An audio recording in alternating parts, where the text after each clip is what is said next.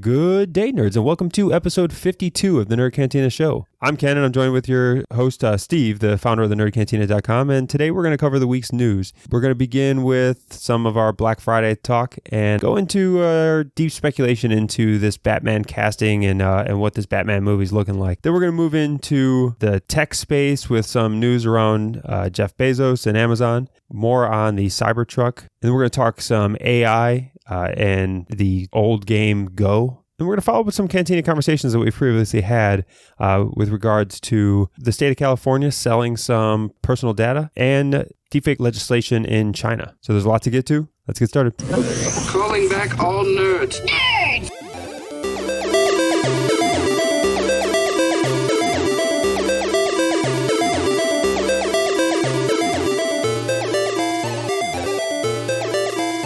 Welcome back, nerds, to episode 52 of the Nerd Cantina Show here. And we just wrapped up a Thanksgiving week, and Black Friday was a... Is it still a big deal? It wasn't a big deal in my house anymore. I think Cyber Monday's getting more of the popularity nowadays. Today is actually Cyber Monday. We record this Monday morning. I don't think Black Friday has as much power as it used to, but people... You still get the annual Walmart video of the savages at 5 a.m. fighting each other over TVs. Like, that'll never get old. The whole idea of like Black Friday started to disappear because they started doing like the sales on Thanksgiving Day and whatever else. And now it's like you get your Black Friday like online deals that are starting on the Sunday beforehand or the Monday beforehand. Yeah, they're all releasing their sales ads the week before, so you kind of know what's coming. You know what you want. There still are what they call the doorbuster deals for the people that do get there, that are gone within half an hour, or even online. They have like the doorbuster deals. And I want to say we were looking to buy a car seat, and Kristen had pulled it up on their phone. Was like, hey, look, this is a pretty good deal. And by the time we went to put it in the cart, sold out online. It was like, holy shit, goddamn, like. In our household, we didn't a ton of prep work. We really didn't look anything up. Natalie did sit and do a lot of shopping Friday from the phone and took advantage of some of the deals, but all from the house. Didn't step foot in a store. And from, you said that, there's still images of people fighting at Walmart's. From what I saw, there was a lot of images of just Walmart's almost empty.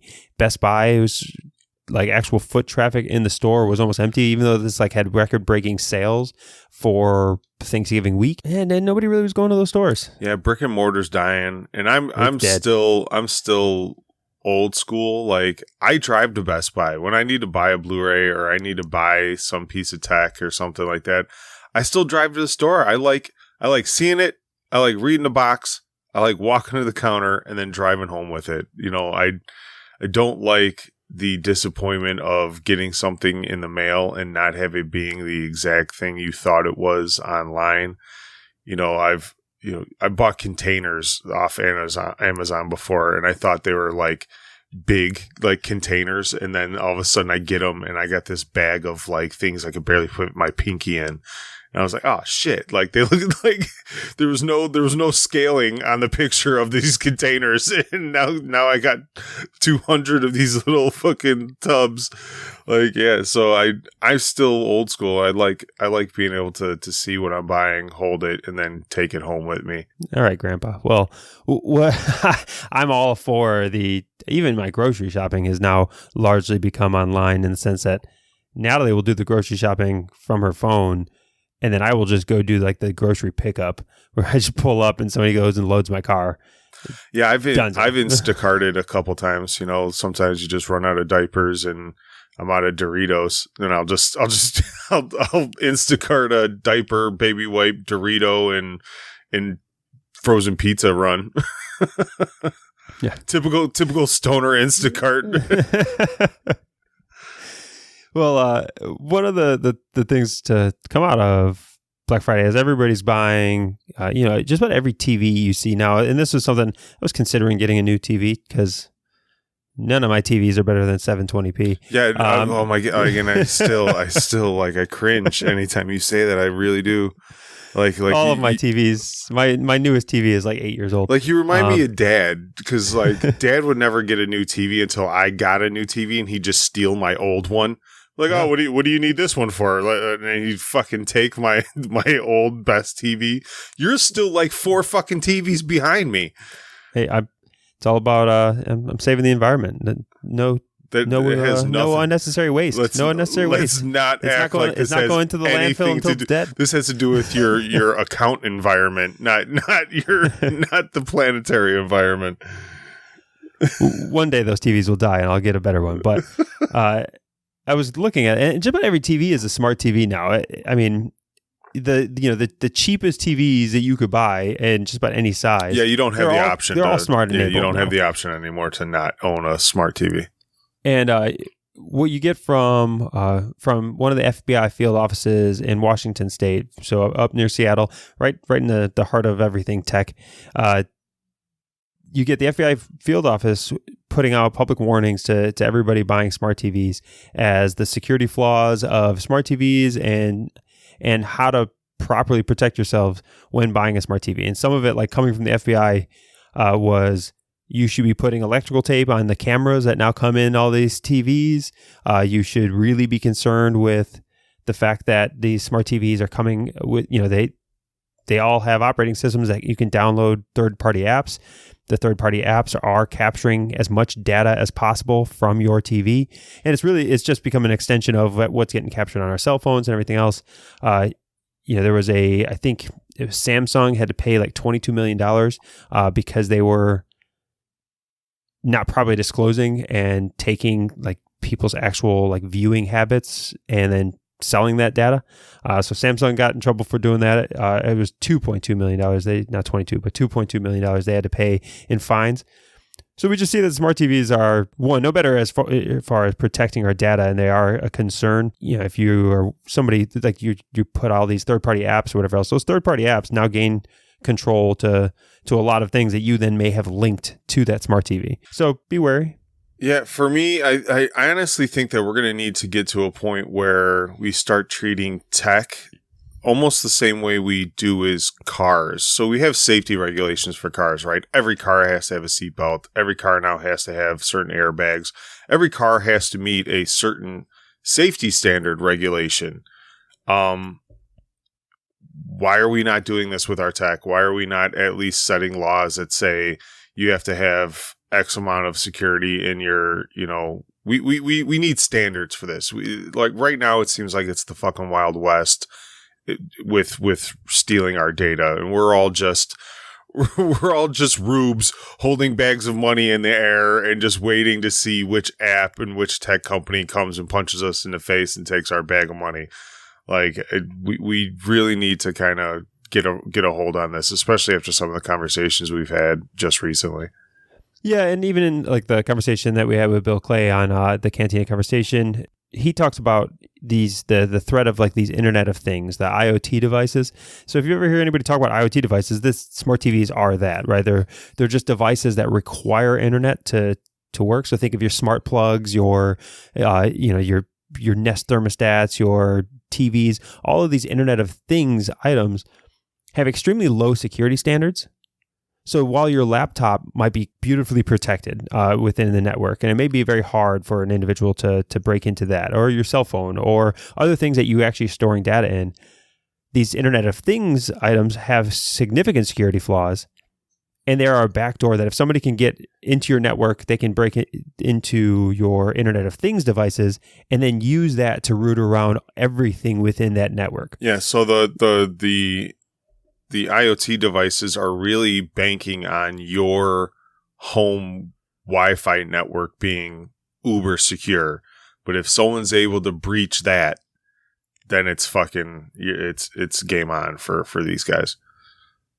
Yeah, so again, this is why the FBI is concerned. If you go to Bill Clay in his interview, he recommends that you use certain routers that allows you to set up essentially like a separate network where when you scan your Wi-Fi networks, you have two options available. One is only for Internet of Things devices, and then the other one is for your actual web browsing devices, your actual computers and cell phones that you need to protect. Have them completely separated by network in order to best be protected from the security flaws of these smart TVs and IoT devices that, again, the FBI is even warning with Black Friday here. They notice that a lot of people are buying. That brings us to the operating systems of these routers. These routing companies need to kind of step up too and make this system very easy for the average computer user. It's not like, to do that is you really have to be a little tech savvy. Like I consider myself in the know, and it's still a pain in the ass for me to do. It's not like you just click a desktop function and it pulls up a lot of switch button options or drag and drop options on your router. It's still a very kind of coding based solution that not everybody, grandma ain't fucking figuring it out. Let's put it like that. No, not at all. So, for everybody who's now got their new Echo Dot smart speakers and smart TVs, whatever else, just consider reconfiguring your network. If your router doesn't do that, well, on Cyber Monday deals or whatever deals come up next, see if you can pick up something else to better protect yourself, as our homes are now gigantic data collection centers and IoT security flaw risks. Yeah, and the images that could eventually hit the internet from people's living rooms, I don't really want to see go around the interwebs. We know from press conversations we have a lot of incels and people are weirdos. I don't I don't want to see the gifts that are going to come out from Chinese hackers hacking every American's living room.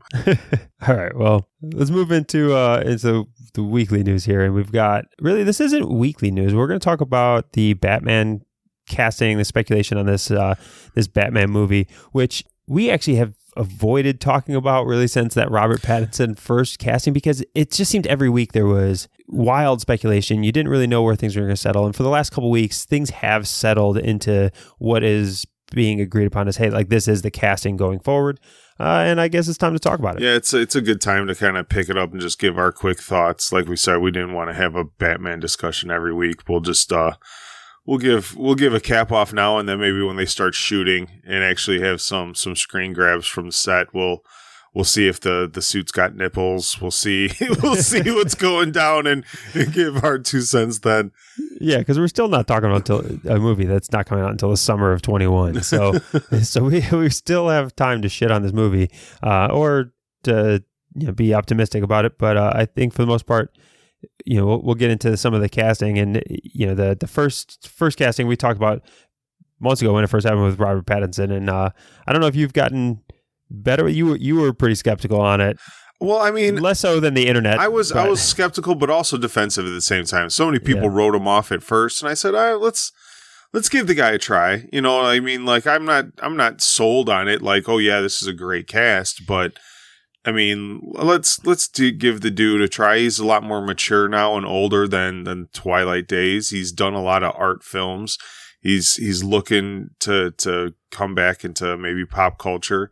He even said in a latest interview that he hopes to God this doesn't hit Twilight fame again. He's like, he doesn't even want to be a part of that. That statement, though, just angered me. Like, that is such a stupid statement. Like, that dude could not walk out of the house, though. Like, that Twilight fame was some crazy shit. Like, you can't blame that dude. You signed up to be Batman.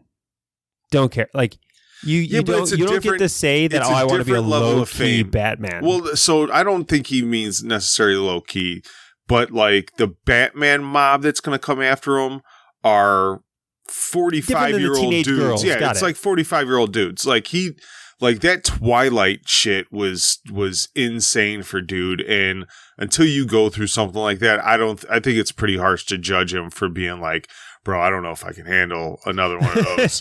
But then I don't know. Then you don't become the anchor of another major franchise that is one of the most scrutinized. Like, you seriously signed up for a franchise that has idiot nerds like us talking about it a year and a half before it ever has a chance to hit in the theater.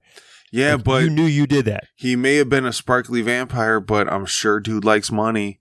Like, let's be real here. Like, yeah, interesting. I mean, and let's be perfectly honest. We have a lot of big stars on this list now. In the history of WB and the Batman and superhero franchises, doesn't like bode well for these actors' future. Yet they still all sign on. Why? Because them checks don't bounce. Okay. Like, I don't care how much money that movie loses. That check don't bounce. Batfleck gone. Like, there's, these people still sign up to do this. These movies never lose money. You know what I mean? Like they make money. They're profitable. People are still going to go see them. It's a form of superhero masochism because we just go to hate ourselves. Like we do. We go see these movies just to walk out mad. So, I mean, this one we're looking at a trilogy run is what the director signed up for, or reportedly signed up for. So we got to think that they're building this out to be a trilogy, and I hope so because this first casting. So we can go. Well, I mean, before we get off Pattinson, yeah. Some of the recent news that just came out about Pattinson this week was that he's actually having trouble bulking up. So this is like Marvel fake news, I think. No, this is like so they're saying that I can't remember who actually where I read the article from, but they said that they're gonna push back filming like 2 weeks to give him a little bit more time to bulk up. And even the article was like, "Look, man, if he ain't gotten that big by now, another 2 weeks of chicken and lifting ain't gonna cut it." Like. But he does have a small frame, and like the article said, and I kind of agree with it. We're just gonna have to come to terms with a leaner Batman. It's not that he's not going to be muscular, I'm sure, and stuff like that. He's just not going to have the bulk that I guess they were going for. And there's all kinds of comic renditions where Batman isn't this bulky muscle dude. You know what I mean? That he's more of a slender, agile, ninja-like kind of Batman. And if we're doing a younger Batman again, I'm fine with it. I don't care if he gets he's not going to be fucking Chris Hemsworth. Yeah, and I mean, if they're adding 2 weeks, that's not chicken and weightlifting. That's shot to the ass time. That's HGH, boy. Right? That's a shot to the ass. And I'm fully convinced. I'm fully convinced all these superhero actors take HGH.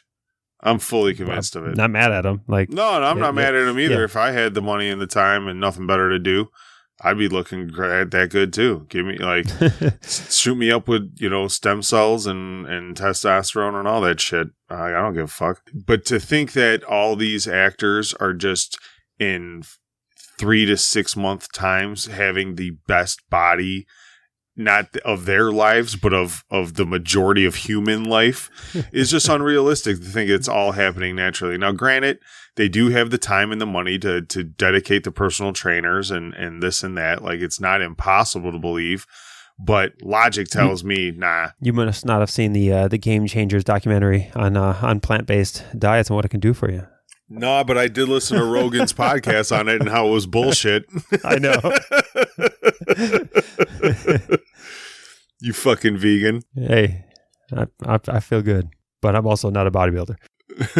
So let's get into some of this other casting with we'll go with who's going to be closest to Batman, I guess, and Alfred. This is one I'm not sure about. This is one I think is trash. Yeah, I mean, I'm not. So we've talked about Andy Serkis on the show before, and I'm just not completely sold on dude as an actor. And it's not really from his past work, I thought he was great as Claw, but this is going to be an actual kind of human that needs a little bit of polish, I guess you could say, for this. And I don't know if he's got that. When I see Andy Serkis, I don't think of a high class butler. But it's you come in to these kind of movies and you're filling a character that everybody has their version of, and the problem is they're not even all aligned, right? Well, so most people are going to see Michael Caine as Alfred, right? There will Nobody's never be any other Alfred than Michael Caine. Yeah, nobody's thinking Jeremy Irons is as Alfred. Well, so this leads me to so there's a story that came out that said when they were trying to cast the Harriet Tubman movie, one of the execs in the boardroom suggested Julia Roberts play Harriet Tubman. And like, oh yeah, like this is a real thing. This was a real article. No way. Yeah, no, this was a real article. Like it's a real article, but it can't be a real story. I'm telling you, like and it wouldn't surprise me. So is the exec that suggested that an asshole? For sure. 100%. But at some point, if Julia Roberts was to take that role, you got to call her the asshole too. So just because they pitched Alfred to Andy Serkis, if he's just like, like if he can't even see himself as the butler, like, and you still take the role because they throw a pile of money at you, you're kind of the dickhead too. All right. Your analogy is so fucked up. Like, Julia Roberts playing Harriet Tubman cannot be the analogy for Andy Serkis playing Alfred. I'm just saying, if you don't think you fit the role, don't take the role. Potentially. And I think he might do a fine job on it. Honestly, like, how hard is it to play a dude who... And I think I can dunk when I look at a basketball rim, but gravity tells me no, motherfucker. Gravity tells me fucking no. I think he can play it just fine. It's just it did come off as a bit of an odd casting. We'll see. But yeah, I'm skeptical on that one, whether that's the right casting. The next one I'm not sure about either is Colin Farrell's Penguin. So that one came out at the same time as Andy Serkis, and most people, like, I think when you looked at the headline, you're like, oh, Colin Farrell's playing Alfred. A young Alfred. Okay, I can see that. And Andy Serkis is little ass playing Penguin, and it's like, oh, okay. And then you look at it, and you're like, wait a second. You figure someone in that newsroom's got dyslexia because this can't be right. Yeah. So the Colin Farrell Penguin one is another one that I think is just weird. Yeah, I know. I cannot get behind that one. And I'm a fan of Colin Farrell roles that a lot of people didn't like. Him as Bullseye in that Daredevil movie, I loved it. I loved Colin Farrell as Bullseye, and a lot of people fucking hate it.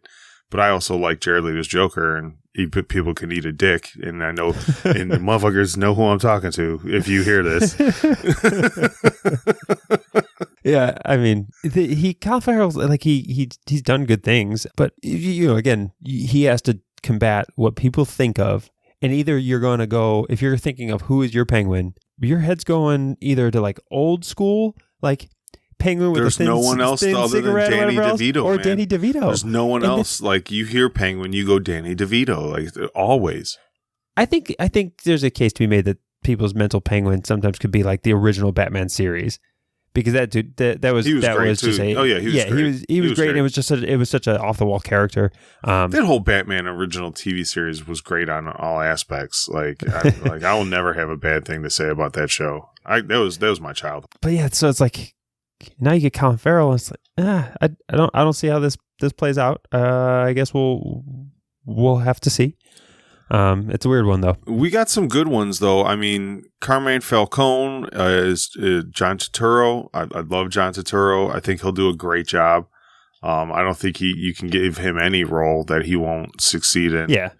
Paul Dano is the Riddler. Okay. He's played some really kind of like weird. I had to go to IMDb. Roles. I had to go find him. I don't know who once I saw some movies, I was like, oh, okay, I kind of remember the dude. He played a role that was similar or, to Joker, batshit kind of crazy before, and I like the minute I seen his face, I was like, oh, okay, like I remember, like this dude could probably pull it off. Yeah, and he like, but when you look at him, like you're like, okay, that's the Riddler, like. Put a funky suit, a cane in his hand, and that's the Riddler. Yeah. Got it. Like he does look that casting. I'm excited for Zoe Kravitz as Catwoman. I think it's a really good throwback to Eartha Kitt, and like, I think she'll do great. And she's already been Catwoman. I mean, she auditioned for the Christopher Nolan one and was beat out by Anne Hathaway. So she's been wanting to do Catwoman. She originally auditioned, and she's also the voice of Catwoman in the Lego Batman movies. Did not know that. Fun fact. Did not know that. She is Catwoman. Okay. And then we have Jeffrey Wright as Commissioner Gordon, who is phenomenal in Westworld. And I think he has the depth and the seriousness to play Gordon phenomenally. So I'm really happy with that. I think there was one more speculation that we didn't get to is Harvey Dent could be possibly played by Matthew McConaughey. Yeah, that's a rumor. Nothing. The rest of them are pretty well kind of like solidified by major outlets. Matthew McConaughey has been his name's been thrown around, and no real confirmation out there. If they're even trying to cast Harvey Dent, some of this casting is good, right? I think the last couple we talked about, really no conflict with. I think they're probably good people to put in there. We had a couple odd ones, but man, is it just they're just doing too much? Yeah, they're just doing too much, man. Like, and that's my fear is so like the second Spider-Man movie didn't do really well because they were trying to do too much. They had Jamie Foxx as Black Lightning, and they who was the other villain in that one?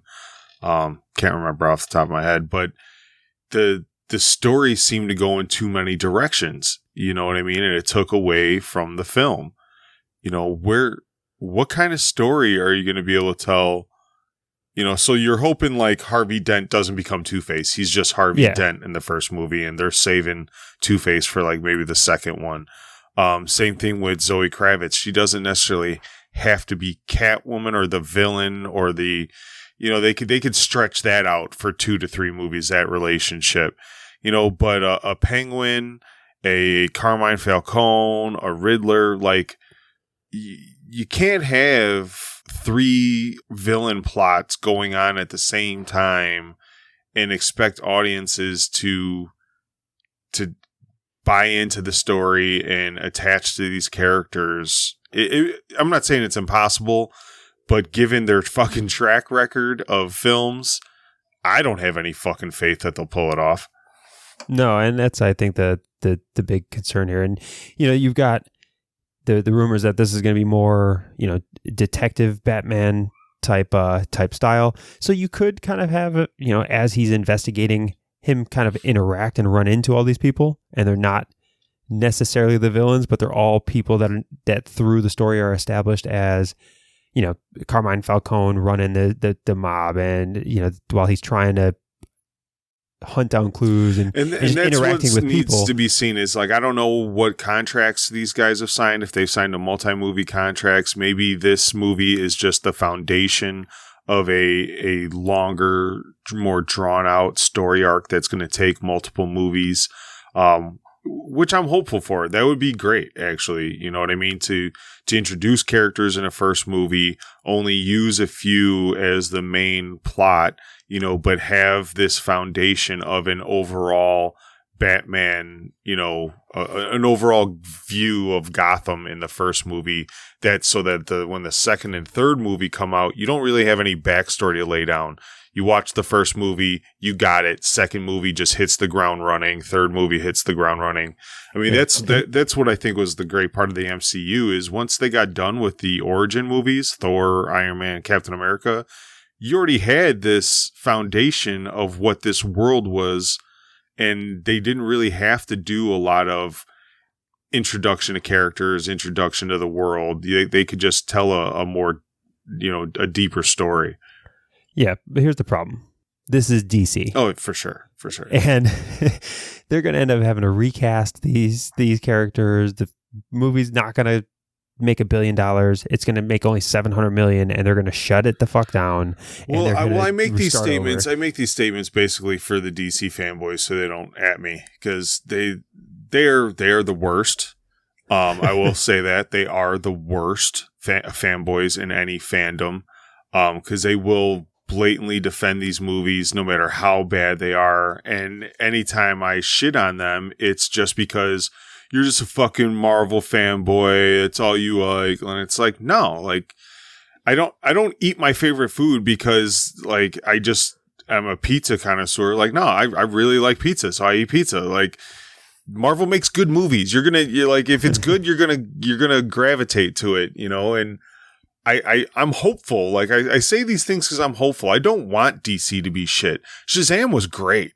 Yeah, I wish to God they could pull off Shazam every fucking attempt. Not the comedy and the familyness of it, just quality-wise, as far as quality.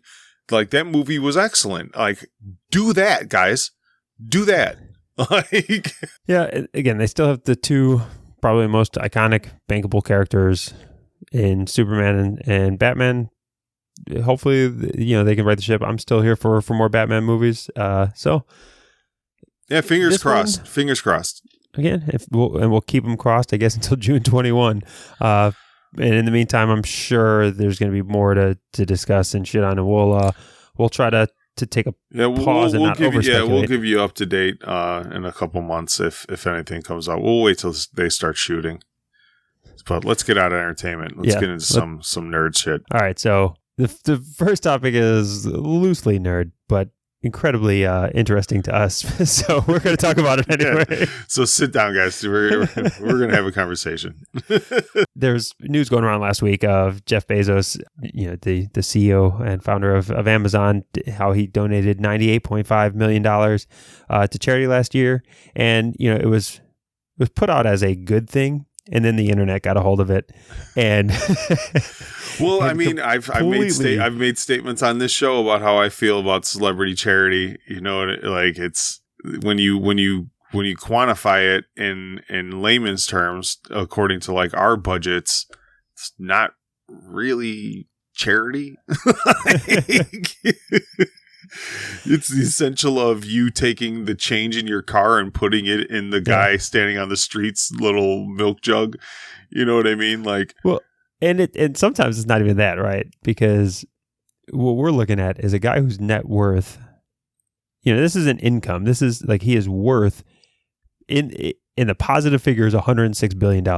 The average human being net worth is in the negative, right? We owe more money than we have. I'm riding in the red, buddy. I'm riding in the red. We have income to pay bills, to pay debts that we already have. So most people are so far on the spectrum, like the equivalent of him giving $98.5 million. I don't even think is giving like the $20 or the $2. I think it's like the donating of your old clothes to Goodwill. Like it's about on that level of impressive. Yeah. The pair of socks with a hole in it that you give to the homeless guy. So I mean, he gives. I want to say they said it was like 0.0001% of like his net worth or something. Like it's something. It comes ridiculous. out to 0.09% of his net worth, and like it is still, I guess, it's good. It's charity. But yeah, it's, in no way are we not encouraging people to do good for others.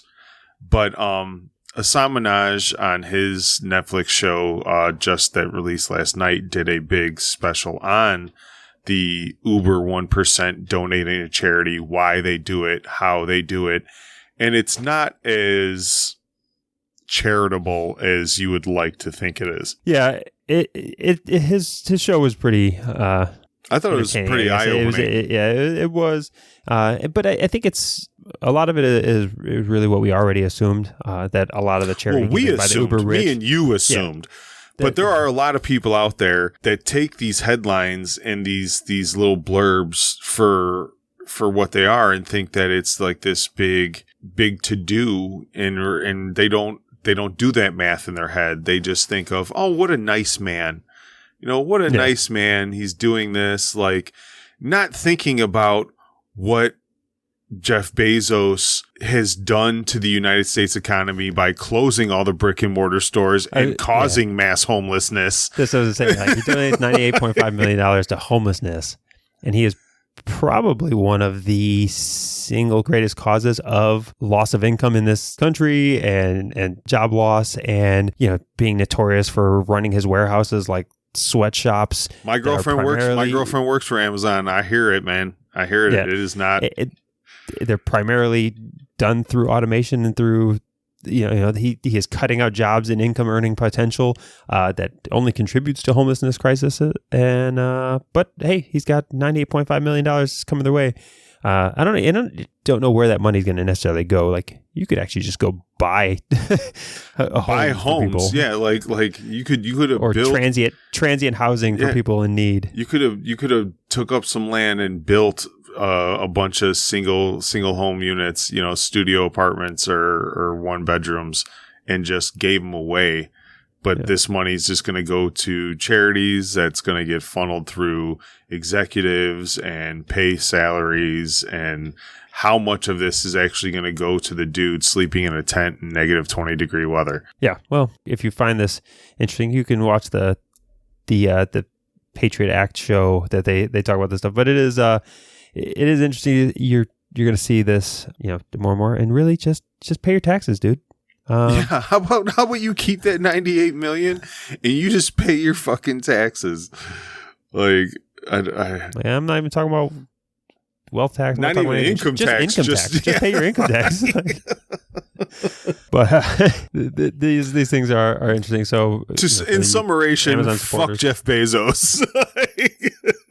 and let's move on to another uber rich individual that, for whatever reason, we don't hate so much, and that's Elon. We got a little more on Cybertruck last week. We talked a fair amount about that Cybertruck unveiling, and since we talked about it, there were just some interesting things worth revisiting with his Ford challenge. I think awesome. We all have a little bit of Elon in us. That's why we like Elon. Like, so if you give us $100 billion, I think most of us would be the Elons and less of us would be the Bezos. Like, both of them were trying to go to space, but only one of them made a flamethrower.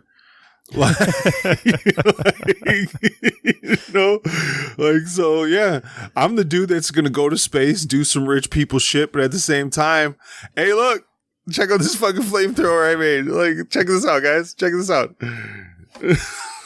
Yeah, well, with the Cybertruck, the latest news surrounding the Cybertruck was really just they used the Cybertruck in a demonstration to tow essentially a Ford F-150, where they were both trying to tow each other, and the Cybertruck crushed that F-150, towed it uphill. Yeah. And then we talked about that last week, but then after we talked about it, Neil deGrasse Tyson gets on Elon Musk and just says, this wasn't a fair fight. It comes down to that has nothing to do with that demonstration. Wheel differentials, and it had to do with friction and how heavy the Cybertruck is compared to the F-150. So it gave it better traction, and the F-150 was two-wheel drive. The Cybertruck's all-wheel drive. Yeah. So Neil deGrasse Tyson threw down on Elon Musk. Elon Musk immediately responded and said, "All right, let's do it again." And then Ford even got in and threw down what seemed to be a Twitter challenge. Elon, of course, immediately came out and said he's down. Ford has since backed out. It took them about a day to realize that this is a bad publicity stunt for them and a good one for Tesla, and they backed out. Yeah, it's that little kid on the playground that calls you out talking shit, but the minute you call his bluff, like, oh, did you want to fight on Wednesday? I got CCD on Wednesday. I can't be at school afterwards. I gotta go with my mama over here. So we'll see more from this. I think Elon has said that he's going to do it with or without Ford. He's going to load up. He's going to put a max load into a Ford truck of whatever variety. I'm hoping he does it to like a F-350 or something. What I don't like is that, like how we had talked about last week, and when I went off on my rant, is that Ford won't do this because if they lose, their stocks will take a dip, and like the stock market will reflect Ford losing a challenge. I would like to get to the days where car companies are just like, yeah, let's do it. Let's drag race. Let's do this. Let's do that. And whoever loses, it's not like the other car is shit. You know what I mean? Like I said to you earlier, when the Bears play the Packers, there's going to be a loser. If the Bears lose to the Packers, I'm not going to just stop being a Bears fan. Like, I'm going to say, okay, guys, let's get better. Let's win next time. And I'll still be a Bear fan. I don't know how many Ford fans would instantly, throw their keys down a sewer and buy a Cybertruck if the Cybertruck wins. I'm sure they won't like it, but I would like to see friendly rivalry in corporate competition become a thing again. But I fear the stock market stops them from having these kinds of relationships. Yeah, I mean, it would have to be a smart PR move, and it really isn't for Ford, especially if they know they're going to lose. And I think that's really what it comes down to. The electric motors are going to produce more torque. Like we said, Elon can afford to buy a new truck. Elon could just do it all his damn self and post the video without Ford's participation. So doesn't it look better for Ford to play the game. To be a part of it. Yeah, like, because the test is going to happen. Like, you can't just stop members of Tesla from buying your truck. So they're going to do the test. So you might as well say, all right, cool, we're down, and come out and do the test and let it be what it is. Yeah. You also had the Cybertruck beating, I can't remember which Porsche version, but one of the super drag racing fast accelerating Porsches beating one of them in a quarter mile this week. So that Cybertruck is making its rounds in all kinds of challenges endorsed by Elon. Well, they got to win. They took a couple L's on that stage, so they got to rack up them W's.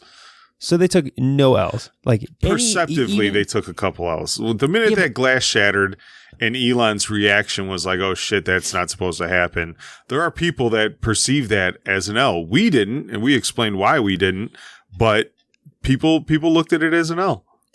Yeah, but I think it's all just beautiful marketing for Tesla, because it got more people talking about it because it had its own level of kind of shit show out of it, that it got more people talking about it. The Elon tweeted a couple days ago that they're now over 250,000 pre-orders. So that 250,000 pre-orders, even if it was all inflated. The base, that's inflated. It is. It's $100 down. I could pre-order a fucking truck right now. I got a Benji. I could put my hundo down on a Cybertruck. Think of how this looks to a publicly traded company, right? And to getting more capital finance going forward. They can now go to shareholders, to investors, if you're investing in Tesla because they got 250,000 pre-orders, you're a fucking moron investor, because even I know that number's inflated. I know a lot of people put that 100 down and they're not going to want to wait. They're going to either eat that 100 or they're going to, like, out of the 250,000 people that put that down, only a certain percentage is going to actually buy a truck. So if you're basing your investments off of that number, you're a fucking moron. But even that certain percentage just guarantees, just like when they rolled out Tesla, that every one that they build is bought. Oh, okay, yeah. I'll give you that. Right? Yeah, I'll give you that. They're only going to produce, maybe 50,000 a year. Yeah, that's what I'm saying. So like they know they can go to investors, they can go to anybody else and just say, every single one for the next couple of years, like, finance our factory, finance our production, because every single thing that we're making is bought already. Yeah, no, I won't argue with that. So there was no failure out of that unveil. It brought so much publicity that if it was just like a cool, truck that kind of still looked like a truck, not a fucking warthog, and it didn't have a broken glass and it didn't have all this stuff, it doesn't get nearly as much publicity, and maybe they only get 50,000 pre-orders. But the fact that everybody was talking about the broken glass, I think no matter what, the way that thing looked, people were going to talk about it for days. Yeah. And I think he knew that. He knew that flat out. I don't know. I think there was no losers on this Cybertruck unveil. It is all wins for Tesla there. Well, let's hit up another topic that we've talked on a Cantina Conversation to reach back with our deepfake episode. China, and we talk a shit ton about China also, so this is a twofer. China just made deepfakes illegal without consent from the person being deepfaked. Is it? And it's so weird to just be envious of something China's doing. I know, like, it is really so weird to be in, like, we should be more like China. Like, and it really is sad that our government, moves at a tortoise pace when it comes to all these things. And, you don't ever want to sound pro-dictatorship, but I mean, let's not deny the obvious benefits of having a dictator that does things in the best interest of its community. Like this is something that he's doing good for his citizens. So the fact that he can just snap a finger and get it done, but the obvious human rights issues from having a dictator are can't be ignored by just one good law that he passes. Yeah. But, we talked in our deepfake conversation about how these are being used to attack women, predominantly women, right? 96% of all deepfakes are being used to harm women in deepfake porn and other things, as well as we see the potential problems it can cause in democracy. Even with like the Nancy Pelosi, which wasn't not even a deep fake in the sense that like it was super crude. Yeah, he had an actual term for it. I can't remember what his term for it was. Yeah, it was, but it really wasn't a deep fake. It was just a crude attempt to shallow just fake. slow. Yes, they just slowed her speech, and it made people think that she was actually a drunk. Oh yeah, because if you already were not a Nancy Pelosi fan, you bit that fucking line, hook, line, and sinker, man. Like you took that bait. Yeah, so to think about the damage, like I want to say, Grandpa for sure shared that fucking video. And it's the fact that here in our country we can't even agree that there's a problem with deepfakes and what the issues are, and to kind of make it a criminal act to harass somebody using deepfakes. Weird that we're envious of something that China's done. Maybe they've gone too far in the level of criminal activity they've classified it as. But currently, we don't have any laws that are really protecting individuals and allowing them to be criminally prosecuted by without consent using deepfakes, either as a harassment or for anti-democratic purposes. I'll give it up to people that I don't like, even when they do something good. Like my personal beliefs on China and our presidency and things like that aren't going to put blinders on me when good things happen. And this is something good. I hope that the United States takes a look at how they're implementing this, how they're using it, and we make a model that works for us. But take the good with the bad. I guess we'll just keep rolling with recent topics that we always circle back to.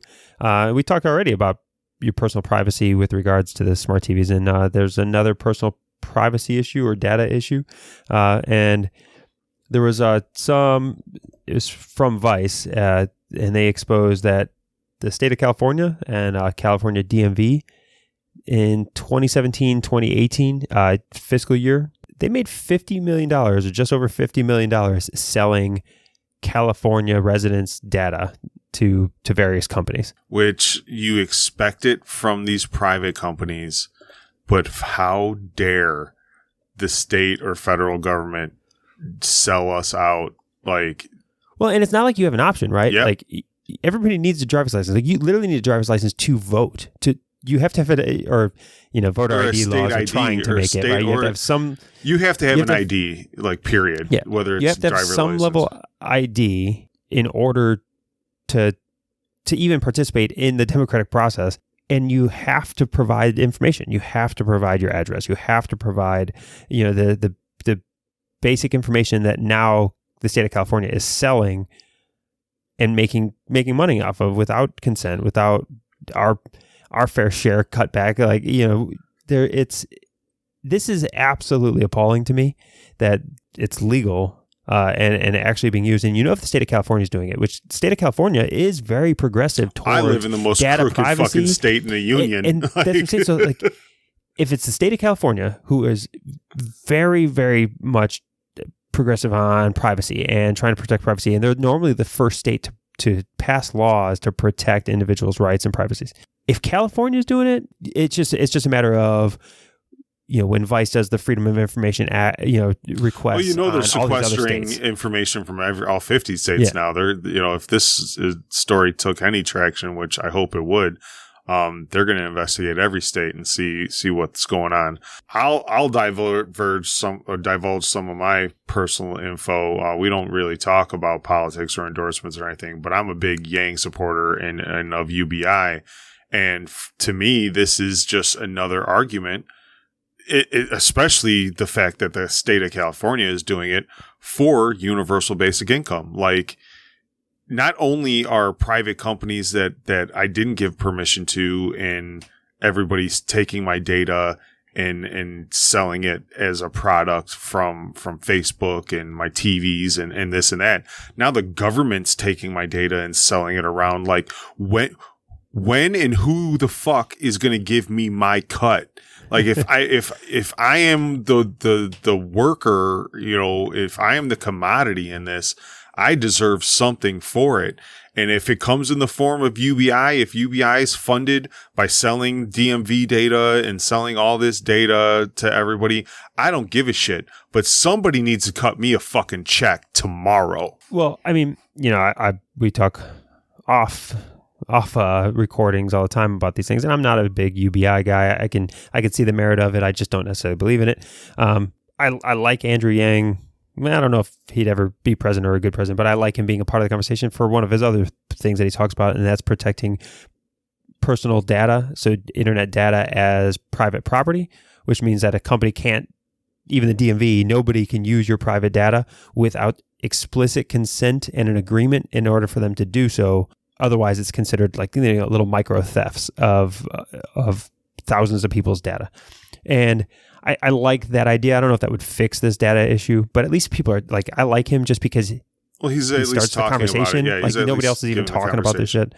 So at least somebody's talking about the problem, and then we can figure out a solution. But somebody on the national stage needs to be talking about the problem. And that's the thing, I consider this a problem. I don't know if putting property law attached to data, if that'll, one, solve it, or if two, that's even manageable, right? Because you're talking now, if it goes into criminal law, how many crimes a day are being committed? How do you police that? How do you mitigate that? Yeah, I'm sure there'd be a grace period, and then after that grace period, companies would have to drastically change their policies and terms and services. So if you can't get that plan through, if you can't attach property law to it, but you just say, look, we can't stop people from selling data, but as the government, we're going to tax the fuck out of all these companies that do it, and then send every American citizen $1,000 a month for it.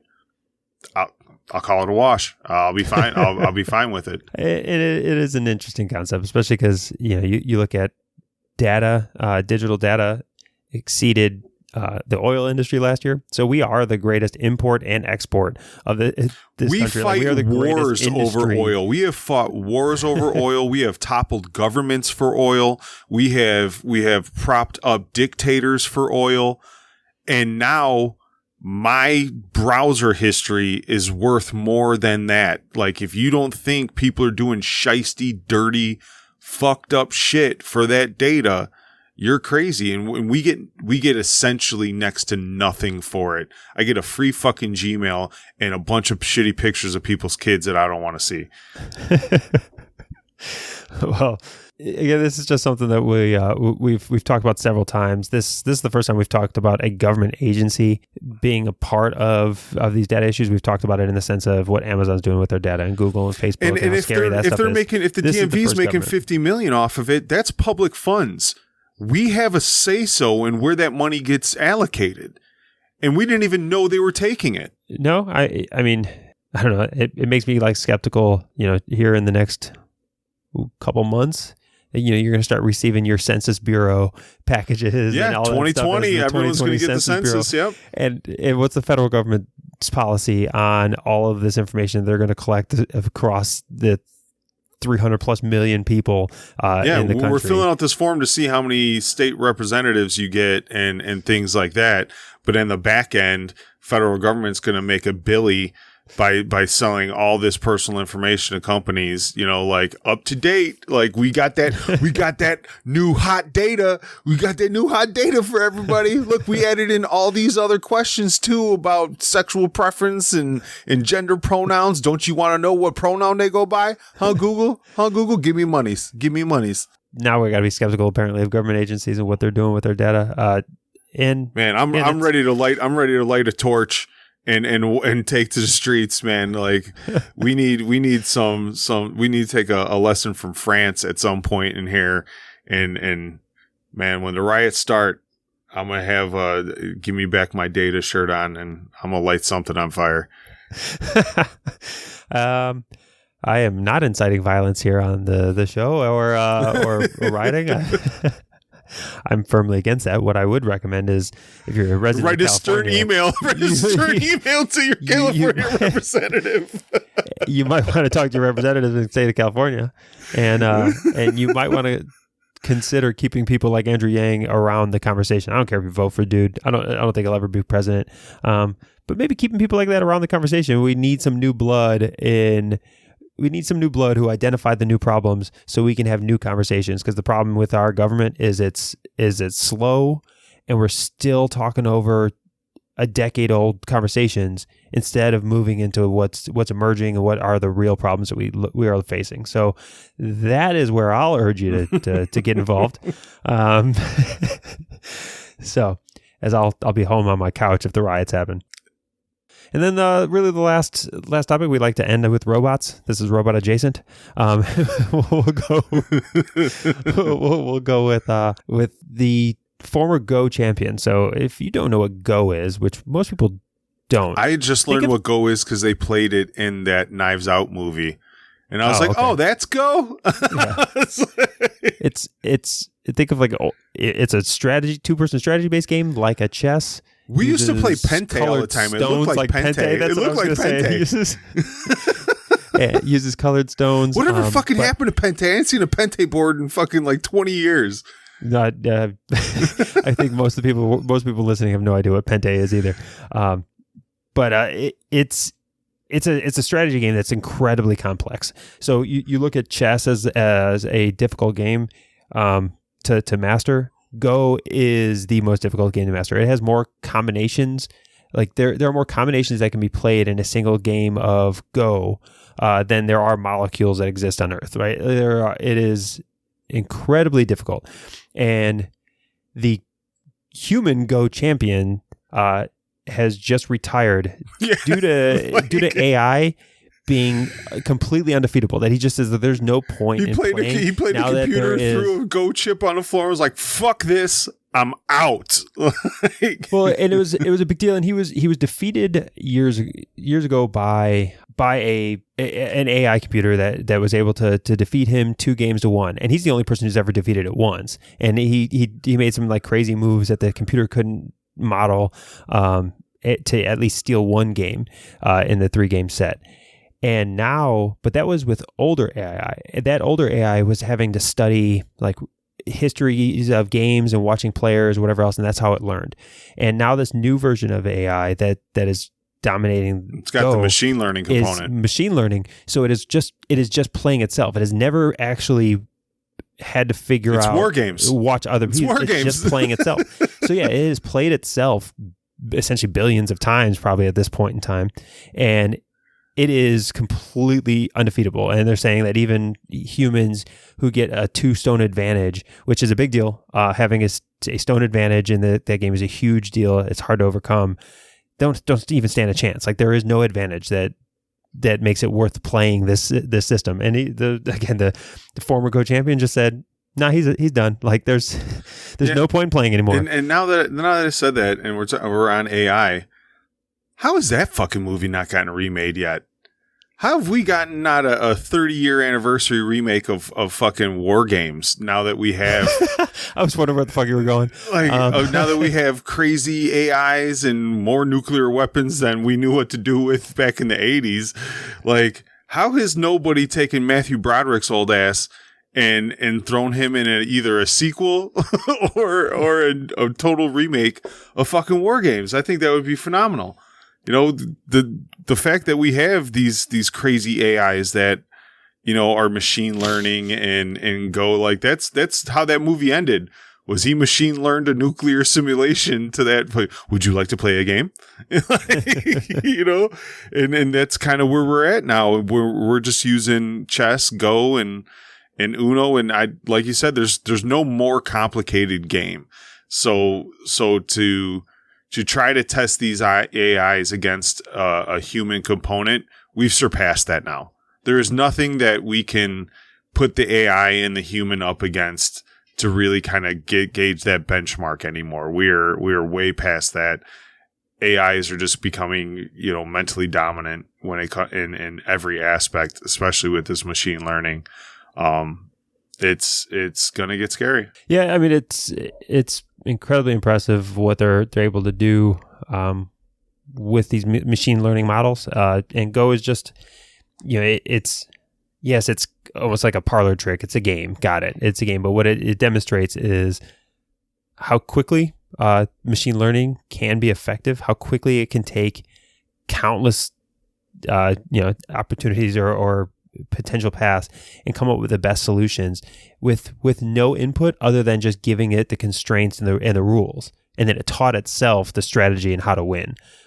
And like, we're still questioning whether these things can drive cars better than us. Get the fuck out of here.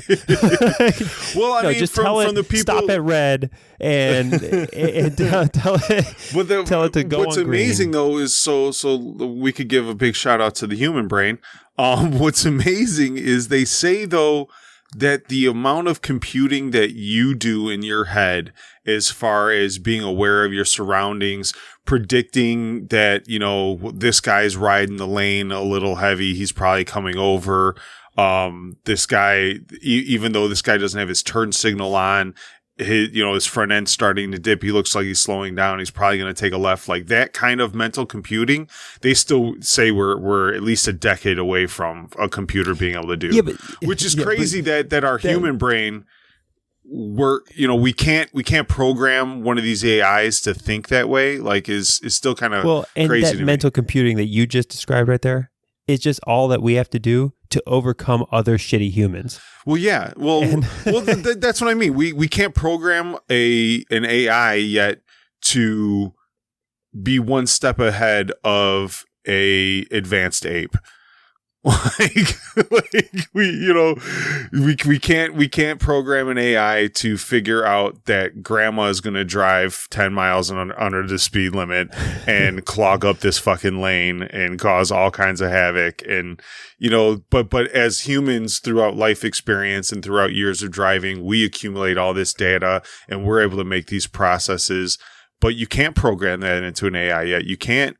And they let these cars drive autonomously so they can learn these things. And we still have not hit that point where, in every podcast I listen to where dudes talk, doing the actual programming and is involved in this space says we're probably still at least another decade off from cars being able to do that kind of processing. Yeah. There's certain areas that it's going to be difficult. Highway driving is pretty easy, pretty straightforward. The lines are clearly defined. Rural and city driving becomes incredibly challenging. So, yeah, I see that. But in the end, that's just big up to the human, to the neurons. Like it's all good, guys. We're not being replaced yet. Like 10 years. We're still the dominant meat puppets on the planet. It's all good. All right. Well, I think that'll take us out with for the show here. Thanks again for listening. Episode 52 of the Nerd Cantina Show. You can find any of these articles that we talked about over at thenerdcantina.com/show52. You could also join our community and kind of share in these conversations and share any articles that you find interesting over at thenerdcantina.com/community, which will take you to our closed Facebook group and just join in the fun over there. Yeah, we're nearing 500 members and 500 Twitter followers. So on, as the community, let's try to push us over that number. I truly believe everybody in the group is enjoying the content that goes on and the conversations that people bring to the table in that group. I see a lot of names I've never seen before commenting and liking and posting memes and stuff like that. So it's a good time. I really enjoy it. So make sure you join if you've listened to the show a few times and you haven't actually gone over to the group. Just click that join button, see what's going down. I'm sure you might stick around for a little while. Yeah, so go ahead and join the community and let's have some good conversations. But thanks again, and we'll talk to you again next week, nerds.